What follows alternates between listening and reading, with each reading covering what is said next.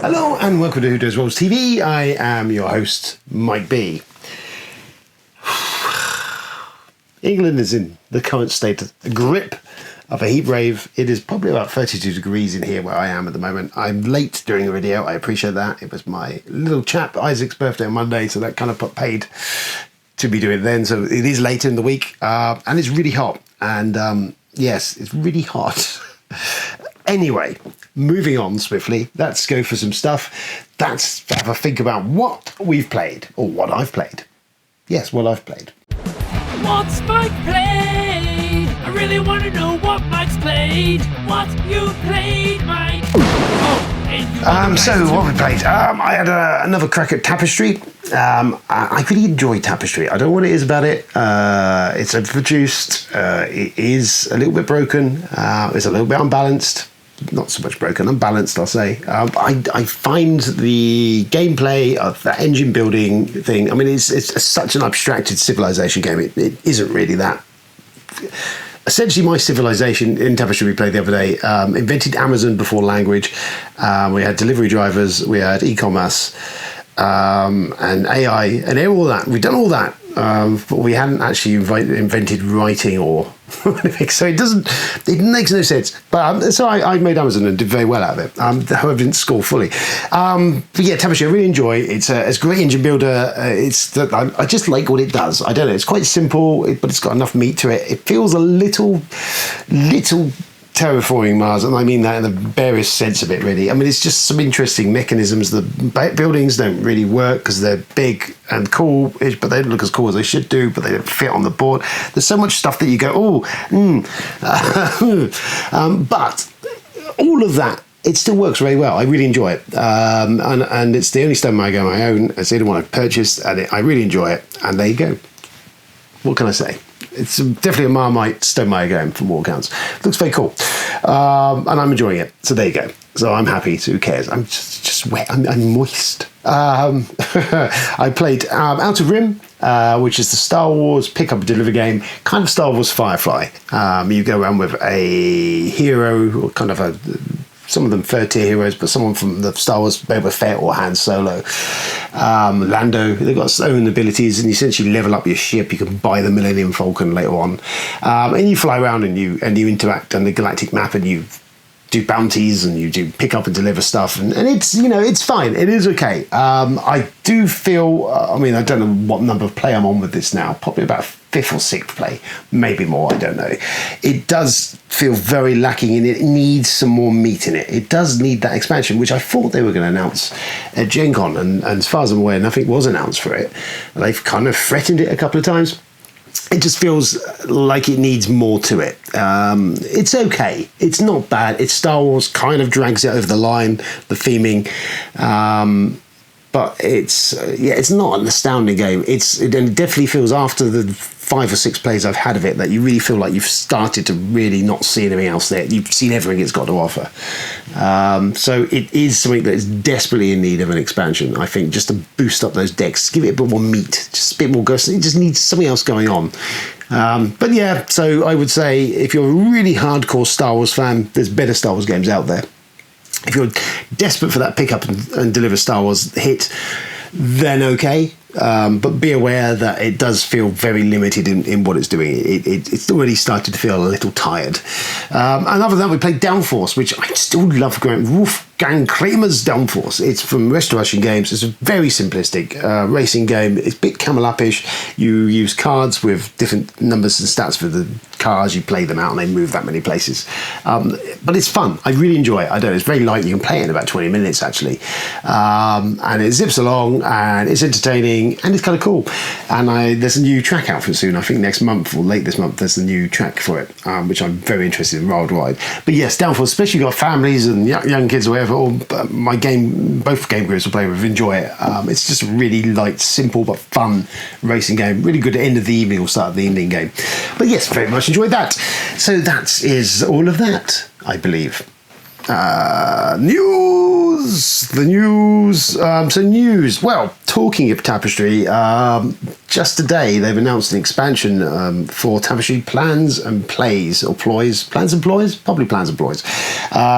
It's a bit scarce on details. There was a box. And I believe Jeremy did a live chat earlier on about it. And not much was given away. It's going to have more buildings, apparently. There's going to be buildings that relate specifically to your city board, so that you are building buildings on that give you actually some sort of perk. So I think it's going to feel a bit like the prelude of Terraform Mars, that it gives you something as a bit of a direction at the start of the game, set you up with some sort of, okay, go and do this, rather than at the moment where you kind of go, oh, I fancy this. Some more Tapestry cards, so more buildings. Apparently a lot more player interaction, or more player interaction around the conquests, so the actual on the board stuff. So that's been kind of cool, because it feels a bit lacking in that, and we know that Jamie is not a big conflict style games. I mean, you played Savour as like a pacifist war game. So anything which has got a bit more interaction in there, it's cool. I think it seems to be just a little bit more of the same, with some tweaks, which would be interesting to see. I've said at the top of the show, I really enjoy Tapestry. That's due in September, so it's only a month away, and you can pre-order it off them and it'll be out in September. I will probably actually take a dive at that and go for it, because I do like Tapestry. What else? So the new Blood Bowl's been announced. There's like the second season of Blood Bowl, I think it's called. So I've got Blood Bowl. We've only really played it a few times, the new version they brought out, and I do like Blood Bowl. Just don't find the time to play it, because it's essentially a two-player game, and I don't often find myself in that system playing two-player games. But there's a new version of that out. I don't imagine I'd take the dive on it, but I know it's done very well for GW, so we shall see. And in the counterbalance of that, apparently Guild Ball from Steamforge Games has been finally cancelled. Never played Guild Ball. It had its thing. Apparently it suffered a bit from power creep as it went along and kind of went off the rails. I'll be honest, I don't really have a lot of time for Steamforge Games. After they just seem to do some terrible things. After the Dark Souls Kickstarter and the fallout of that, which I never backed, well I say, but I nearly did, and just their way of how they treated customers and behaved around that, it just seemed a bit dickish. So it's kind of put me off them. But yeah, so there we go. Anyway, Guild Ball is no more. Pandasaurus Games have announced more dinosaur stuff, Dinosaur Island Roll and Wait, right, because we need more of them in the world. But they have announced a standalone Dinosaur World game. So we're interested to see what that's all about, because I do like Dinosaur Island. So potentially, maybe go for that one.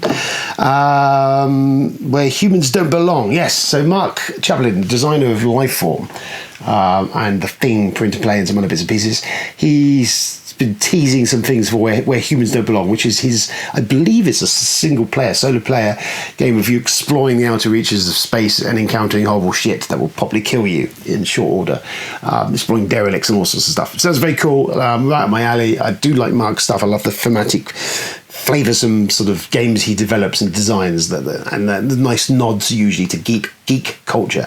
And also apparently the game is going to have a nod to Lifeform in it, so that'd be kind of cool. I've seen a few bits. There's a bit on BGG, there's some art. I really like the pencil sketches of the characters. It looks very cool. So interested to see how that one develops over time. Hopefully it quits the table a bit quicker than Lifeform did. Ashes 1.5 has been announced. So yes, Ashes was from Plant Out Games. A few years ago now they put it out. Beautiful looking card game, and actually played very well. I really enjoyed it. I never picked any of the expansions up, just the base set. It felt a little bit like the actual physical embodiment of Hearthstone as a card game to play at your table, was in sort of how it kind of worked. It was a beautiful design, aesthetically designed, wonderful piece of thing, and I really enjoyed how it kind of worked. I never really got into the deck building side of it or any other stuff, but I'm just purely playing with the core decks and just saw what they did. Kind of dug it. Kind of really did it.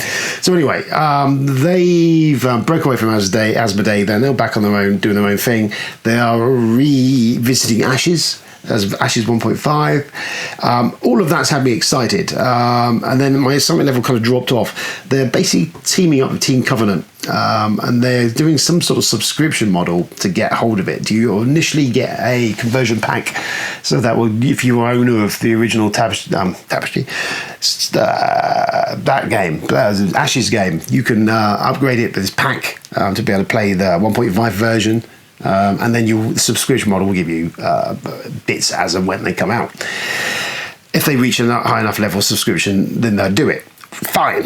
The issue I have for a UK gamer, a fan of I'm obsessed with Tapestry apparently. Ashes is that the postage is incredibly off-putting, shall we say. It's shit.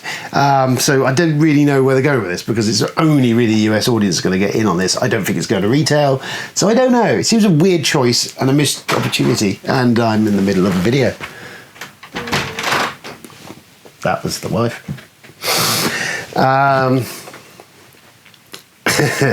Where was I? Anyway, yes, Team Covenant, submodule, yes, crazy shipping. Anyway, there's that. If you're a fan of Ashes, I will say is well worth picking up anyway in any capacity. It was a really great game. I don't know if you can get it. If you can get it cheap, it's worth a double. That's that anyway. And then we got Kickstarters. There's not much. The one thing that's perked my interest in the last few days was Sniper Elite Kickstarter has gone on from Rebellion Unplugged. It's based on the video games that Rebellion put out, which essentially is you playing as a sniper and you could snipe things. It was very cool. In the video game version is that you would have this, you shoot a sniper shot and it would slow down and you'd see the bullet carving through the body and they dying in slow motion.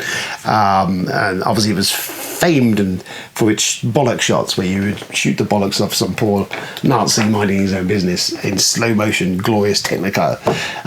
The Kickstarter includes on the higher tier level a Hitler with his ball shot off, if that's for your thing. The actual base game without all the extra expansion, the other bits, is about 40 quid, which is actually not a bad price. I need to do a bit more digging into it. I quite liked Sniper Elite. The idea of a game of it sounds kind of cool. They got David Turksey on board to do the solo version, and his name has now escaped me. The designer, I think, of the Undaunted games has gone in to do the actual design on the game. But yeah, that might be worth something to look at. Sounds interesting. This arrived today, literally today, and yes, it's from Portal Games, no less. So we have got, let's have a look. I have a book, Ignacy Chevacek, Game Designer Journal for Detective Season 1. Okay. There's an envelope. Okay. There we go. Detective Modern Crime Board Game Season 1 of this. Okay. Some tea bags. Okay. Lovely. Thank you, Ignacy. I like a tea bag. And I'm presuming that's honey. And marijuana. I don't know how the Polish have cream tea, but okay, so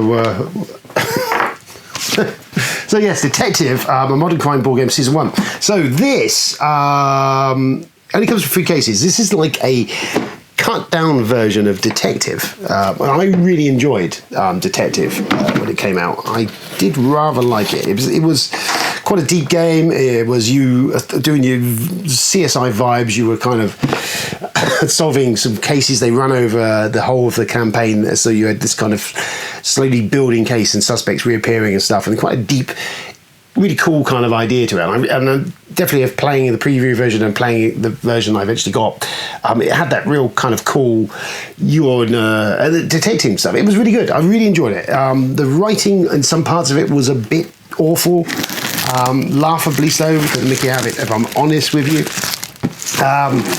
But yeah, but overall, the actual experience, the gameplay experience, was rather cool. I really rather enjoyed it. So we've got Season 1, which essentially, as I say, is a pared down version. It's only got 3 cases, 3 different settings how to play it, and I think it's designed specifically to be a lot less rules heavy. The Detective never felt massively rules heavy, but there was a little bit going on there. But it's supposed to be a more simplistic kind of get to the table play with those rookies amongst you. So there's a Welcome Detectives. I guess that's a crib sheet to set you up. Read the intro sheet, which is what that is there. So there's a rule book. About the same as 11. Oh, there's the cases in there. 11 pages, but actually it looks like a lot of that is actually parts of the cases. So there's that. There is a board. There is some card which is slowly disintegrated. Stuff's falling out of that. some popboard with some cool stuff in there. The little suspect tracker things. These were always cool in the original one. You can essentially pin these to board, and you can do your whole thought sort of process of the board thing. That was kind of cool. There's the 3 cases, I'm guessing. Oh, they're quite slim. So they are definitely slimmed down. So there's 1, 2, 3 cases. Some bits and pieces. Some less components in there, definitely. But yeah, the cases are very slim. The original Detective, they were about that big. You didn't use all the cards, but they were definitely bigger than that. Cool. All right. Well, thank you, Darcy, for that. I will look at that and have a go of it. There's a designer journal for it as well. Okay. Nice.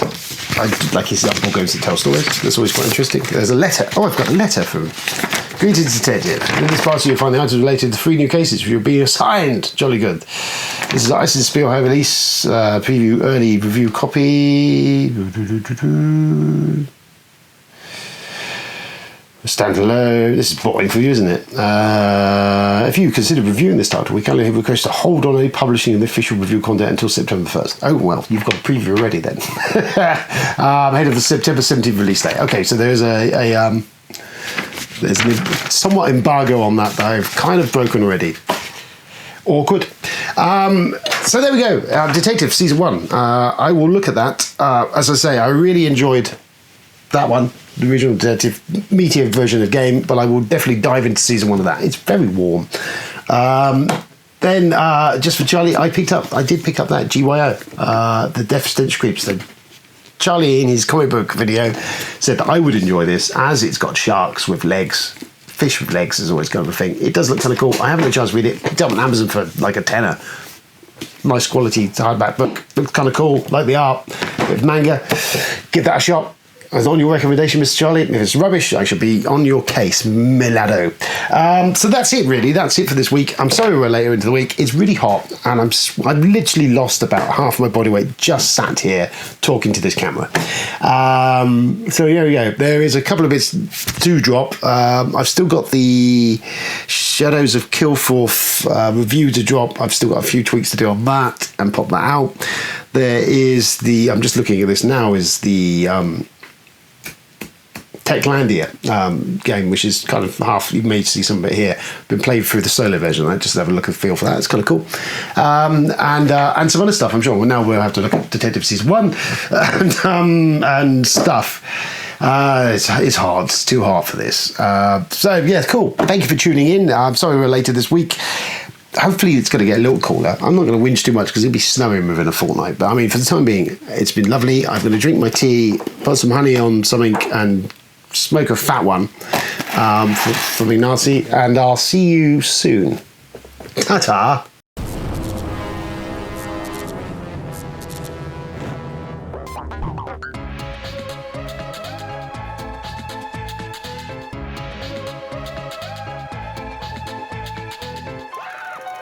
Wow.